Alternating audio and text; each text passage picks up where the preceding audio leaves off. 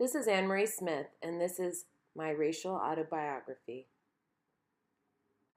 I was born on August 12th, 1988 in San Francisco. My mom had a high-risk pregnancy due to the fact that I was a twin, so she was on bed rest for the majority of her pregnancy. Technically, I am the youngest. My twin sister Sarah is just a few seconds older than me. Big part about who I am and my culture and what makes me me is the fact that I have a twin. And growing up, I often felt very compared to her. She was very academically strong. She got all the perfect grades. And I really, really struggled. And for a very long time, I felt that I wasn't smart. And I didn't like school because of that. People constantly compared us to each other. I remember people saying, "Where's the big twin?" And so for a majority of my life, I thought that I was too big and that something was wrong with me. My mom felt very strongly that we should be our own identity, have our own personalities. So she did not dress us up in clothes that were the same. She had us in different classrooms all through elementary school and high school. In addition to having a twin sister, I have an older brother named Aaron, who I believe really helped shape me into more of the tough girl, the tomboy. I played sports a lot, and I was always outside. And my brother and I were always close growing up and remain so today. My older sister Katrina is 4 years older than me. So growing up, I don't remember her honestly a lot in my life because she was always in another school than I was. I remember when she moved away to college, I was devastated, but we were very, very close as well. Growing up, I didn't feel different from the people around me. The neighborhood I grew up on was primarily white families, middle to upper class. I went to a private school, and I didn't really see myself as being different or see myself even as having a culture, to be quite honest, because everybody I was with, for the most part, seemed to be like me.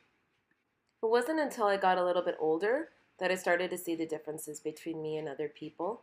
Even though I went to a private school and my family was middle to upper class, within the private school, my family was considered that we didn't have a lot of money.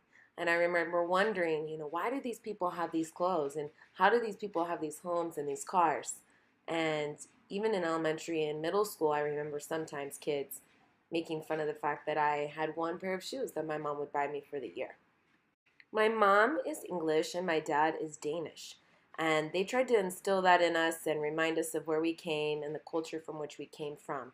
So I remember eating æbleskivers, which is a Danish breakfast food, and coming to my friends and asking, "Hey, have you had æbleskivers?" And they had no idea what I was talking about. In my culture, it was expected that you finished high school and that you graduated from college. So I graduated from Chico State and my twin sister graduated from USC. When I was at Chico State, I met my now husband, Nicholas Smith, and at the time I didn't see any differences between us. And it wasn't until I stayed in Chico a little bit longer that people did point out the fact that I was in a biracial relationship. And some people had feelings about that. Some people don't have feelings about it, but just comment about it because it's still not common. My husband and I got married on November 17th, 2012. We have been married for 5 years. I feel extremely lucky to have married into a family that accepts me regardless of my race, my background, and likewise my family loves my husband Nick, and we've learned to appreciate and gain knowledge about our differences and our different cultures and how they can come together to make a family that we call the Smiths. In 2015, I transferred to a new school and I began teaching in Southeast LA. For the first time, I experienced people judging me based on my skin color. I had families that felt that I didn't care about their kids because I was white, and I couldn't understand how to help their kids since the majority of our students were Hispanic.